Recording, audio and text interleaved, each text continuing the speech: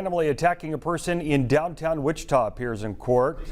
Isra Sampson faces multiple counts of battery, accused of attacking a woman earlier this month at St. Francis and Douglas.